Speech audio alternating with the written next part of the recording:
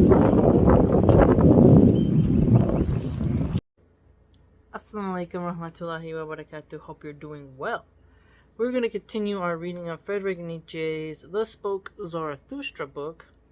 We are in the section titled On Those Who Are Sublime. Should be quite interesting. Let us begin.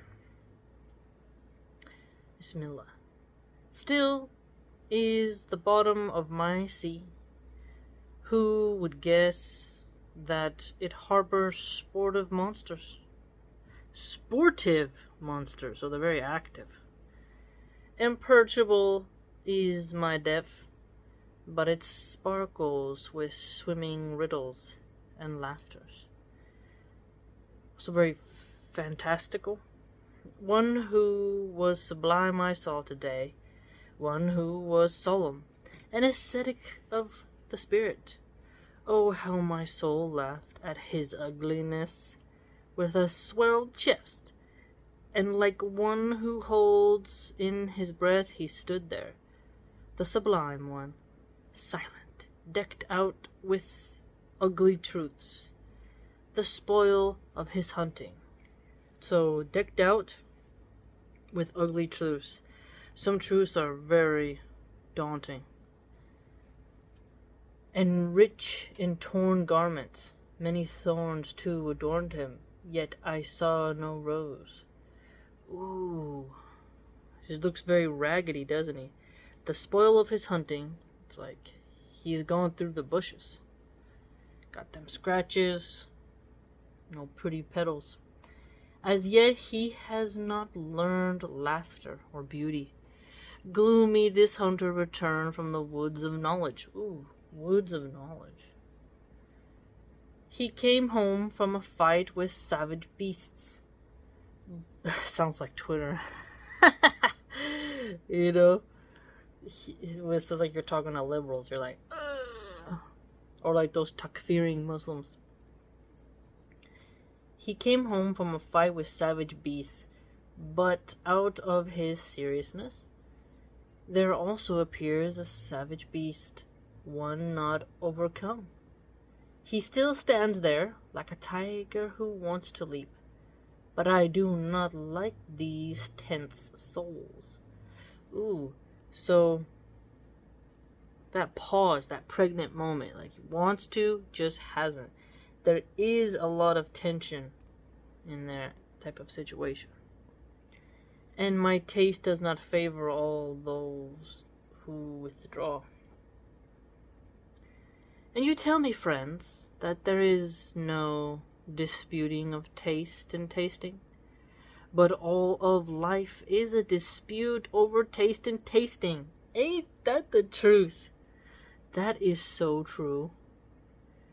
That is a very astute observation.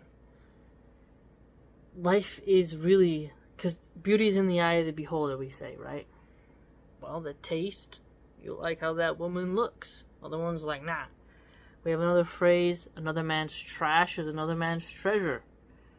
Someone likes oysters raw, others like them deep fried and served with tartar sauce and a squeeze of lemon. Everyone has their peculiarities. Taste that is at the same time weight and scales and weigher. And woe unto all the living that would live without disputes over weight and scales and weighers.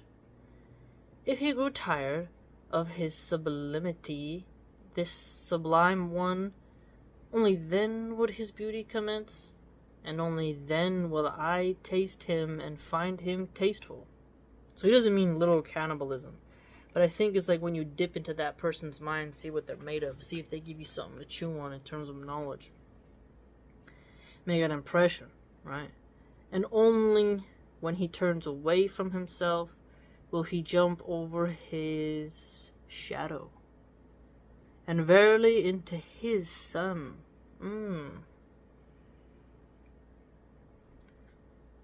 Turns away from himself. So the sun behind you, the shadows in front of you. You turn away from that and then going into the sun. So instead of looking at the illusions and apparitions and your own shadow that doesn't actually represent the full you and is blackened out, you then turn it and then the focus is your horizon. All too long has he been sitting in the shadow, and the cheeks of this ascetic the spirit have grown pale. He almost starved to death on his expectations. Ooh.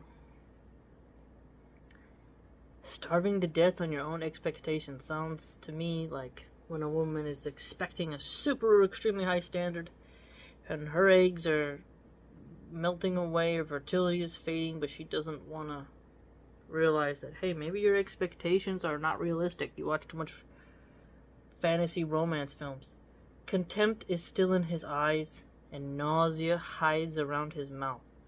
Contempt in his eyes, nausea around his mouth. So let's think about that. Contempt, like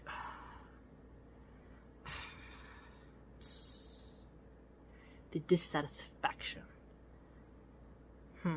Nausea, very loose, like, puckered. Though he is resting now, his rest has not yet lain in the sun. He should act like a bull, and his happiness should smell of the earth, and not of contempt for the earth. Act like a bull? The bull, he goes head first. He ain't going head on. He's going to take that blowback. Bull's bam! And then he's taking the recoil too. So I'm going in, bam! Oh, I took the hit, and now I'm dealing with the recoil. Push, firm. Motion, positive motion. Now, smelling of the earth, being out around your garden, when you spend some time around the trees, very fragrant trees, you can, when you come back inside, someone comes around you, you can smell like them and smell like the woods. You appreciated being in nature, and you got a little bit of natural perfume coming along. But if you hate being out in nature and you're like, oh, this and that, like, can't really take much joy in it, and you're like inside in your office, I would like to see him as a white bull walking before the plowshare, snorting and bellowing, and his bellowing should be in praise of everything earthly. Ooh, look at that, everything earthly. There's some contempt we should have for some earthly elements when you're beastly and ghastly, decadent in terms of licentiousness, I'd argue. Now, white bulls were very rare and fetched a high price for being albino, I would argue. And so that to me symbolizes a rarity. Walking before the plowshare, so the person's behind it, that's that thing that plows the row so you can drop the seeds in. Snorting so they can breathe and clear out the dust from their nose. And bellowing like they're very strong. Cows, they do that. You know, bulls, they kind of make you afraid when they bellow sometimes. You're like, ugh, stop it. His face is still dark.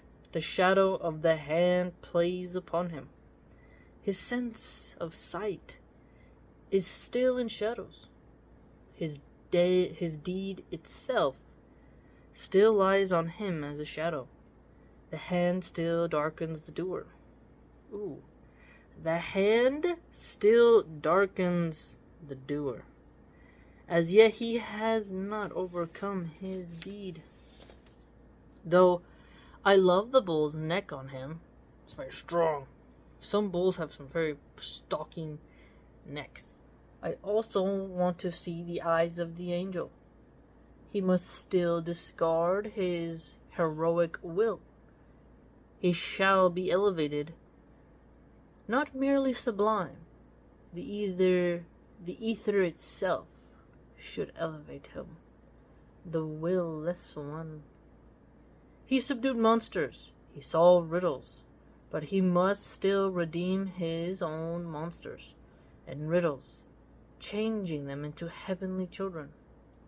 As yet his knowledge has not learned to smile, and to be without jealousy.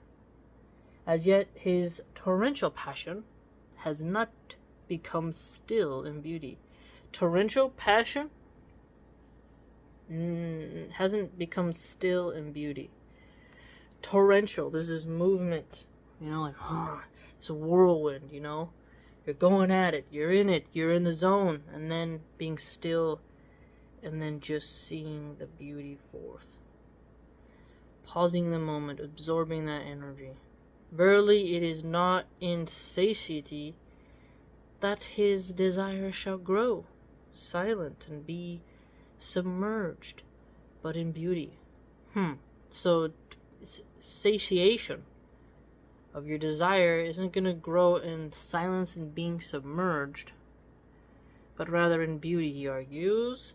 Gracefulness is part of the graciousness of the great souled. Ooh, another banger here.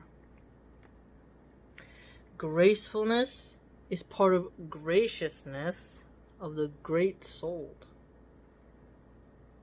When you're graceful, you have a finesse about you. When you're gracious, you're not a miser. You're really into hospitality. When you're a gracious host, few can argue against you. And a great soul has grace to them and is often gracious. So he has a point here. His arm placed over his head, thus should the hero rest. Like this. Thus should he overcome even his rest. But just for the hero, the beautiful is the most difficult thing. No violent will can attain the beautiful by exertion. This is true. This is a very good point. It reminds me of that myth of Hades snatching Persephone and taking her to the underworld, and the mother being sad and making things beauty not grow.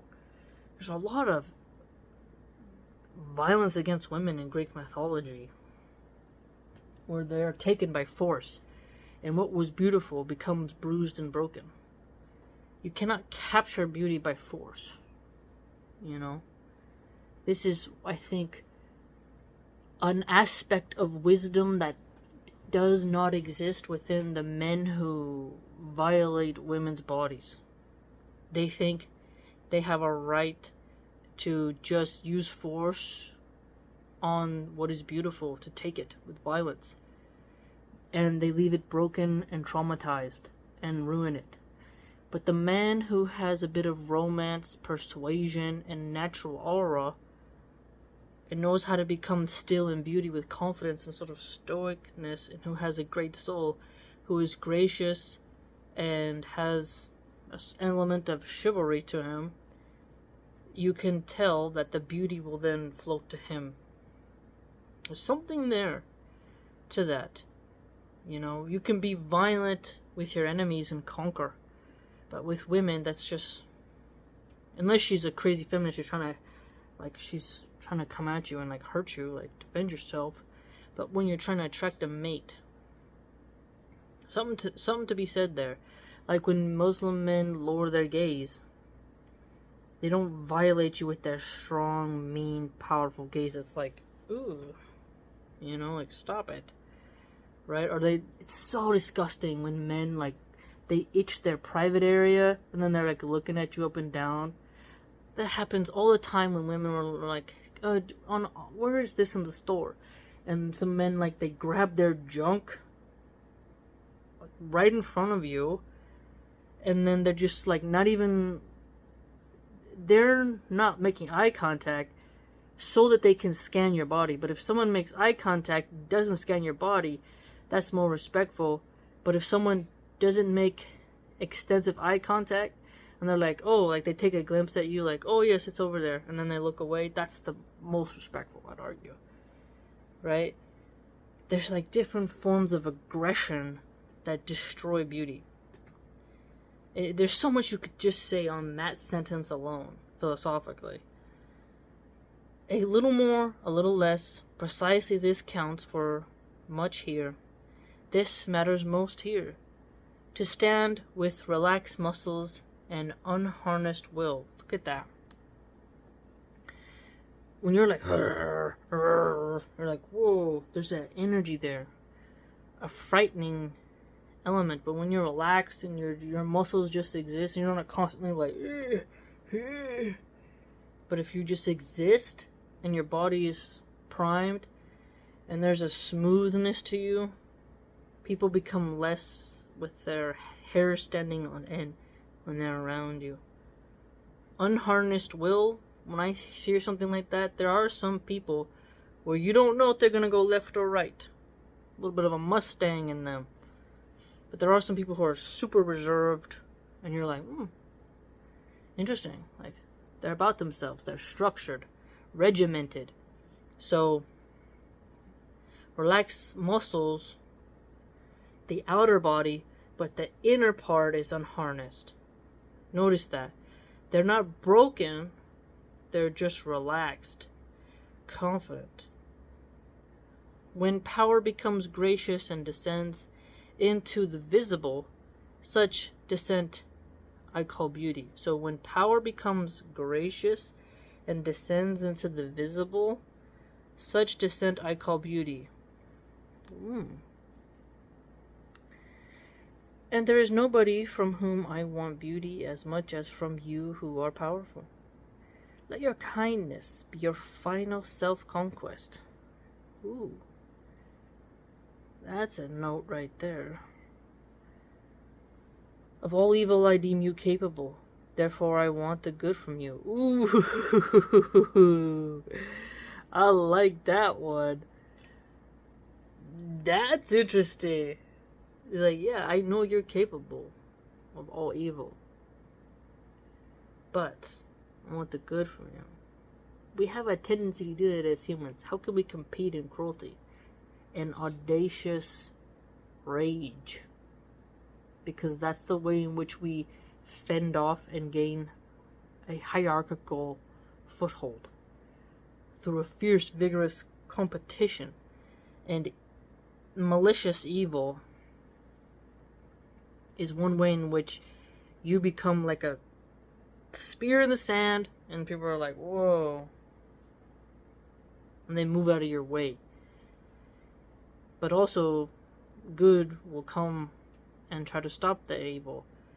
But when you know people are capable of evil, maybe a way to persuade them is to encourage them, okay, yes, I'm sure you're capable of most cruelty. But what kind of acts of kindness are you capable of? Impress us with that. Verily, I have often laughed at the weaklings who thought themselves good because they had no claws. This is how I feel with the ex-Muslims. The friendly ex-Muslim Adil Samir got mad that a woman made a post saying how she kind of feels like she wants to make dua for the fierce punishment of the people who are harming the Palestinians, right? And you often see atheists fetishize pacifism. Like, you're never allowed to get mad or have righteous indignation. You're never allowed as a Muslim to feel like force is justified. Ironically, they, though, feel that force against the Palestinians is justified. But retaliation of a Muslim is not allowed on their bookmark because they just really hate their former religion. And so, anyone who attacks it is good, but if a Muslim is weak, they think that's good. I argue that you're not good just because you give someone the other cheek to slap you with. I don't agree with that. I'm not a pacifist. I think you have to have anger management, control yourself, but I do not think that removing the capacity for violence makes you more virtuous. Self-preservation requires self-defense, and self-defense requires violence. Okay? So, what happens to a cat that loses its claws? It literally cannot hunt, cannot climb trees, and becomes more easier to abuse and mutilate. If a squirrel doesn't have the claws to climb the tree, they're gonna be eaten real soon. Bald eagle loses its talons, you ain't catching fish as easy. Think about it. Humans have their own symbolic claws, and when you choose to let them out, that's on you and what you use them for and to what degree. But removing it altogether, I don't agree with that. Do not. You shall strive after the virtue of the column. It grows more and more beautiful and gentle, but internally harder and more enduring, as it ascends. Indeed, you that are sublime shall yet become beautiful one day, and hold up a mirror to your own beauty. Then your soul will shudder with godlike desires, and there will be adoration even in your vanity. For this is the soul's secret. Only when the hero has abandoned her, she is approached in a dream by the overhero. Thus spoke Zarathustra. That was a good one. That's lots of potent quotes here that could totally be put on a plaque. I like that. Gracefulness is part of the graciousness of the great souled. I do enjoy. Nietzsche has, let me put it this way, Nietzsche has shown he can be sassy, witty, poetic, whimsical, brutish a bit, because notice, I have often laughed at the weaklings who thought themselves good because they have no claws, and then above talks about his torrential passion has not become still in beauty. See the dichotomy there? He's able to navigate both sides and make up his own niche areas as well on his spectrum of writing style. I really do value that. He has his own unique way of writing that I truly enjoy.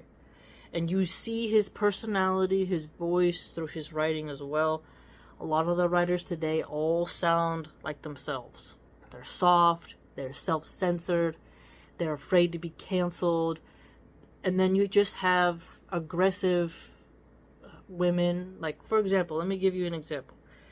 Old school Candace Owens, before she got hired and fired by the Daily Wire, her older videos, she was really rude, very masculine, very insulting. Tomi Lahren was feminine looking, but very rude, blunt, and callous. Pearl Davis, Pearly Things, she says very horrifically rude things masked as truth-telling. Ann Coulter does quite the same, right?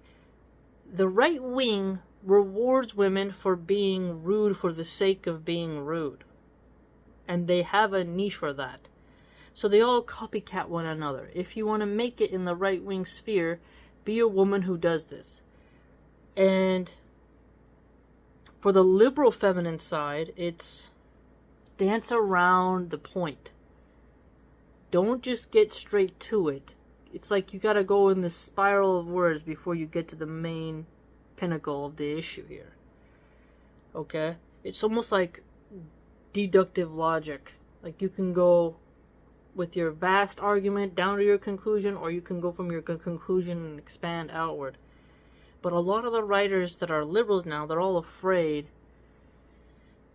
to really say what needs to be said. They kind of, because self-censorship means like we have to go around the issue to hint at the issue. Instead of just saying, I think X, Y, and Z, we have to say, well, we have to preface so that we don't ruffle any feathers, right? We have to interject with, well, I thought this, and that, but, you know, I can see how this, and that, and they have to, like, put all these road signs on the way to the point so that you cannot get angry at them and try to get them fired from their job, or shadow banned, or whatever. But Nietzsche is from a style of writing where he can be his riddled self, but you still get the gist, quite apparently. And I like it. I wish he would be more understanding of religion, but, you know, he got syphilis from a whore and became insane. So, we gotta wonder, you know, who he turned into. You know, syphilis is a brutal sexually transmitted disease. Alright? And it's a terrible way to go. You know. But, good entertainment nonetheless. And when you read his text, you're not always going to agree. But that's part of the fun. You don't always agree, then you're like surprised, then you're intrigued, and you don't know what each page is going to bring. I can't tell you how many times these liberal, like, the New Yorker, the Wall Street Journal, their journalists are just like, I kind of know what you're going to say. You know, do I have to read the article? Or is it going to end in exactly what I expected? Like, they have a sort of predictable persona that is unoriginal, not authentic, and is just PR oriented. Okay, that's what I think. That's why the literature from the past is more real, and I think that's why the libraries now in liberal areas, they're getting rid of the classics and putting more modern writing in there, and it just doesn't have the oomph to it. But Nietzsche at least has some aspect of that. You know. Let me know what you think. If you'd like to join the blog and support my content, it's www.subscribestar.com/Milahan Archive. Hope to see you there. Ramadan Mubarak.